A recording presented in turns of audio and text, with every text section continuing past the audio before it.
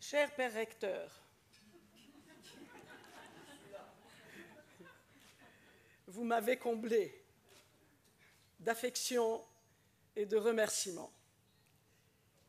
C'est moi qui devrais vous remercier, mais on ne fait que le répéter. Vous avez hébergé la chaire au sein de votre prestigieuse université Saint-Joseph.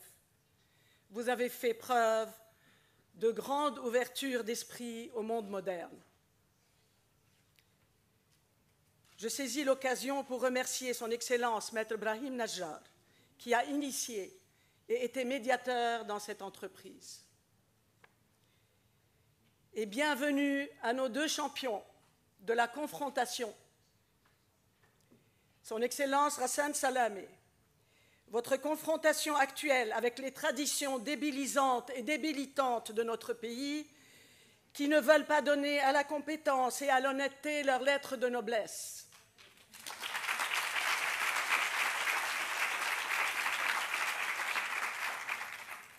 Monsieur Nicolas Hulot, si la Fondation Diane se considère une goutte de plus dans l'océan de l'écologie, vous êtes la vague qui prend tout sur son chemin.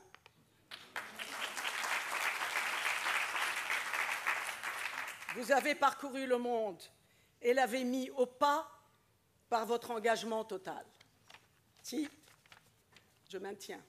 Si nous regardons la carte de la région, je ne sais pas si vous voyez bien, nous voyons que le Liban est une oasis entourée de déserts. Logé au creux de la baie que forme la Méditerranée entre l'Europe, l'Asie et l'Afrique, il est là, ouvert au monde pour recevoir les richesses de toutes les cultures. Le Liban est un pays béni des dieux. Il a été à une belle période la Suisse du Moyen-Orient, mais voilà, il ne l'est plus. Il lui a été pourtant beaucoup donné, de belles montagnes, de belles vallées, de belles rivières, de beaux arbres, de belles fleurs, de beaux paysages et une terre fertile. Que lui est-il donc arrivé? Si les montagnes et les vallées et les forêts et les cours d'eau pouvaient parler, ils raconteraient leurs souffrances.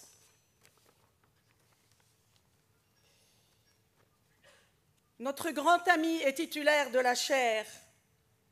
Le doyen Fadi Haj a voulu être très soft dans son discours et n'a pas voulu vous secouer. Mais moi, les secousses, je connais. Parce que j'en ai à chaque coin de rue. Chaque vallée, chaque montagne, chaque plage, chaque rivière, chaque monument, chaque ville et chaque village. À chaque fois que j'ai envie d'air pur, d'eau de source potable, de fruits et légumes propres, de viande et de poissons sains, je ne sais pas où en trouver. Oui, à chaque fois, je suis secouée. Mon pays m'électrocute. J'ai des tremblements et des nausées. Des tremblements de ce que je vois et j'entends, et des nausées de ce que je sens. Alors, permettez-moi que je vous montre quelques images. Il faut bien que je partage avec vous mes angoisses. 1278 carrières. Vous voyez, le Liban est criblé comme un gruyère. Ça, c'est une photo d'une montagne. Je ne sais pas si vous voyez bien les carrières dessus. C'est à Dahr el-Baïdar. Regardez quelle belle montagne et quelles énormes carrières. Ça, c'est une photo qui a été prise par mon fils Habib. C'est sur la route qu'on prend tous les jours pour monter à la montagne. C'est une autoroute. Imaginez ça, sur une autoroute que vous prenez du City Mall pour aller à Bagdad. Ça, c'en est une autre.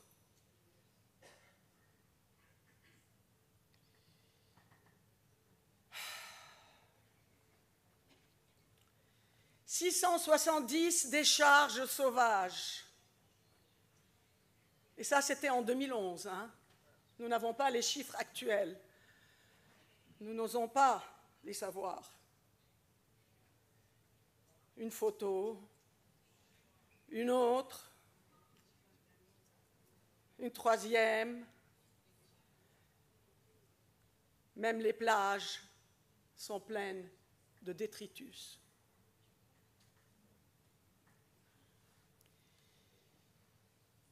La mer, le taux de colibacilles d'origine fécale est supérieur à 1000 unités par 100 millilitres à Beyrouth. Passé le seuil de 100 unités, la baignade devient dangereuse. Vous vous rendez compte à quoi vous vous exposez si vous allez vous baigner dans la mer?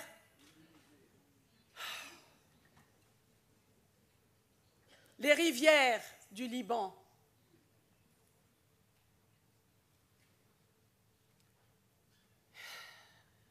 Le taux d'urbanisation à Beyrouth, 87%. J'ai appris qu'à Paris, une ville qui reçoit des millions et des millions et des millions de touristes, ce qui n'est plus notre cas, et je ne sais pas s'il va le redevenir, est à 77%. Regardez, nous, on est à 87%. Je me demande pourquoi faire. Beyrouth connaît plus de 100 jours de dépassement par an en particules.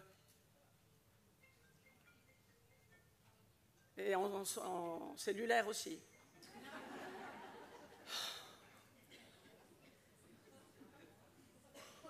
Vous savez que le taux maximum qu'on peut supporter, c'est 3 jours par an. On est à 100 jours. Plus de 93% de la population beyroutine est exposée à une teneur annuelle en NO2 supérieure à celle préconisée par l'OMS. Les 7% restants, ils doivent être...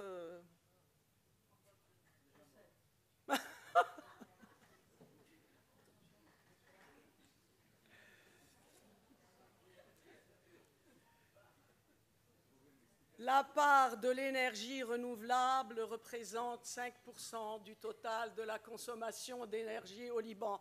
C'est le seul faible pourcentage que j'ai pu trouver. Où il est, notre ministre de l'Environnement?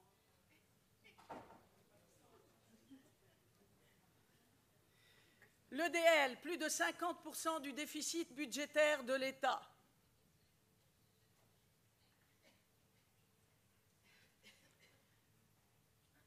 Avec la chasse en tout chemin, en tout lieu, les crimes contre la vie sauvage, perpétués par des sauvages. Chacun est fier d'ouvrir les ailes d'oiseaux magnifiques qui sont morts. Il n'y a vraiment pas de quoi être fier. Et en fin de compte, les monuments, ce n'est pas les moins embêtés. Ici, on voit la destruction d'un port phénicien. Et je sais que maintenant, à Jbel, il y a un grand problème. Je ne sais pas si Martine est là, qui travaille sur ça, auprès de l'UNESCO, pour demander à ce qu'il y ait une dérogation et qu'on ne construise pas cette école sur ce port phénicien. Jbel. Je ne sais pas s'il y a des gens de Jbel ici, mais il faut se battre pour ça. Ben, écoutez, il n'y a que les gens, que les artistes qui disent arrêtez de détruire notre héritage. Comment vous trouvez tout ça? Si vous pouvez supporter, moi je ne peux pas. Je suis révoltée, survoltée, et les coupures de courant ne font qu'en rajouter. Je suis sûre que vous non plus, quand vous regardez en face, là où nous vivons, ça vous inquiète. Alors, plutôt que de faire la politique de l'autruche et assister impuissant à cette dégradation déferlante, il faut au contraire sortir la tête bien haute, se frotter les yeux devant le surréalisme de notre condition. Il n'est pas permis de voir des paysages pareils. Et pour faire face à la montée du désespoir, retrousser nos manches plutôt que de baisser les bras. Voilà pourquoi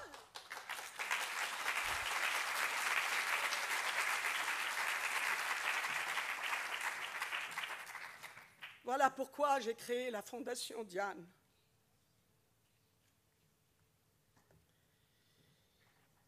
Ce n'est pas parce que c'est mon nom, c'est vrai qu'il m'a inspiré, c'est plutôt celui de ma petite fille qui m'a inspiré.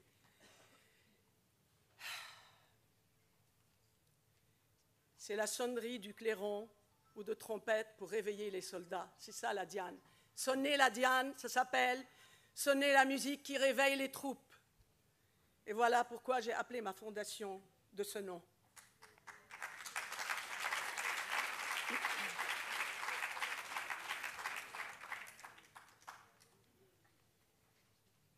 La fondation a donc pour but d'éveiller les citoyens sur ce qui se passe dans leur pays et de leur montrer comment le sauvetage du Liban et la sauvegarde de leur vie, oui, la sauvegarde de nos vies passe par le développement éco-durable.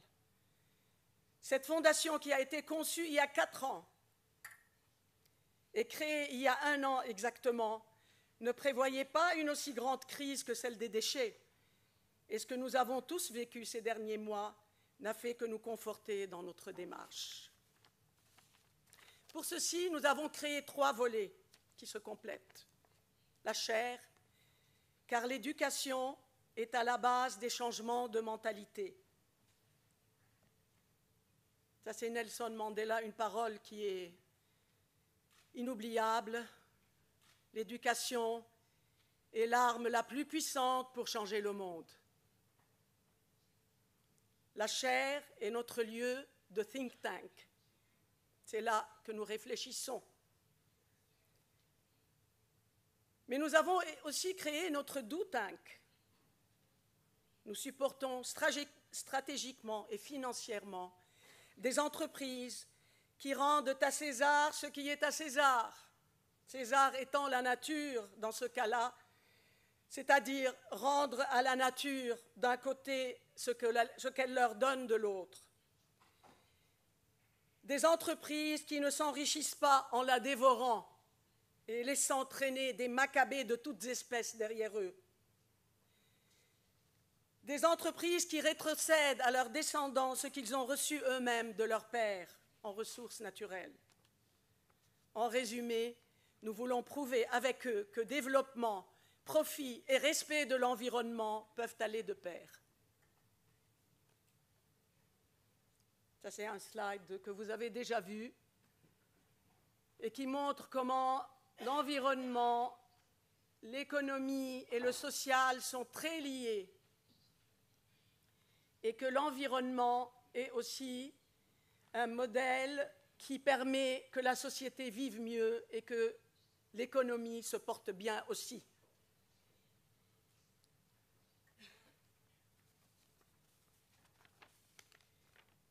Et en 3e lieu, les Citizen Cafés. Pour développer une communauté de citoyens conscients et responsables, et où se retrouver pour sceller un pacte de citoyenneté autour des valeurs de l'environnement, débattre de problèmes d'actualité, s'informer auprès d'experts, découvrir de nouvelles idées appliquées, partager les problématiques d'entreprises nouvelles, bref, reprendre des forces en puisant les uns chez les autres, plus de connaissances, d'idées nouvelles, de motivation et d'énergie pour parcourir les chemins verts qui s'ouvrent devant nous. Alors, quelles conclusions pratiques pour aujourd'hui, pour fêter cette inauguration? Vous connaissez Moïse? Eh bien, quand Steve Jobs nous a quittés, je ne sais pas si vraiment il a rencontré Moïse au ciel, mais voilà un dessin sympathique qui a couru sur nos réseaux sociaux. Il m'a inspiré. Excusez-moi, Père Dakash, n'est-il pas temps de mettre à jour ces tablettes sur lesquelles les fameux 10 commandements trônent depuis 33 siècles et que donc nous avons bien eu le temps de digérer, même si malheureusement nous leur désobéissons trop souvent, surtout à ce énième commandement. Je ne sais pas s'il est 5e ou 6e, tu ne tueras point. Il n'y a qu'à voir ce qui se passe à nos côtés en Syrie, en Irak, au Yémen, en Libye, partout. Je préconise donc l'écriture de nouvelles tablettes.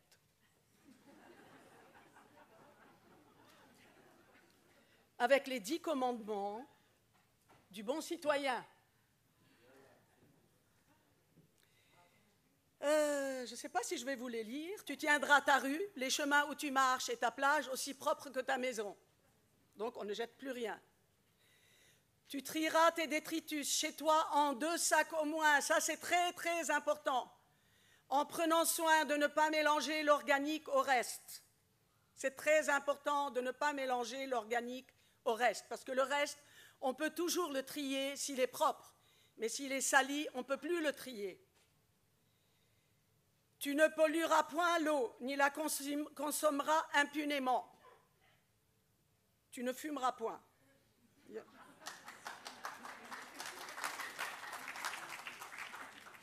Tu ne couperas point d'arbre sans raison majeure, et dans ce cas, le remplaceras par 4 autres. Tu ne chasseras point en dehors des saisons où la chasse est permise. Tu ne conduiras point un véhicule polluant, ni concevras point, ni dirigeras une usine qui émette des gaz à effet de serre. Et il y en a au Liban. Tu n'utiliseras point de produits toxiques dans les plantations et les règles d'un urbanisme civilisé, tu suivras dans tes constructions. Et la dernière, mais pas la moindre, tu iras voter au moment des élections et de bons présidents et membres municipaux et députés, tu choisiras, si jamais on va avoir encore des députés. Oui, Beyrouth Madinati, bravo. Parce qu'on veut protéger l'urbanisme de la dégradation, je fais des vers là, les carrières de la multiplication, les forêts de la destruction, l'eau de la déperdition, l'air et la mer de la pollution.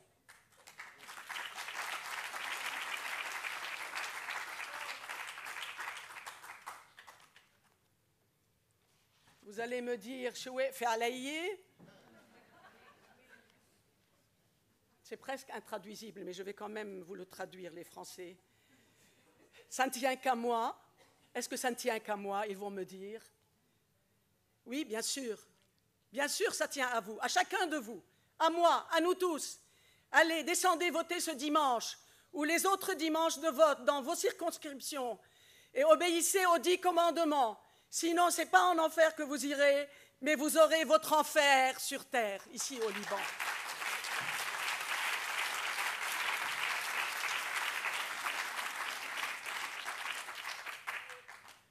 Je ne veux pas oublier de remercier tous ceux qui travaillent à mes côtés.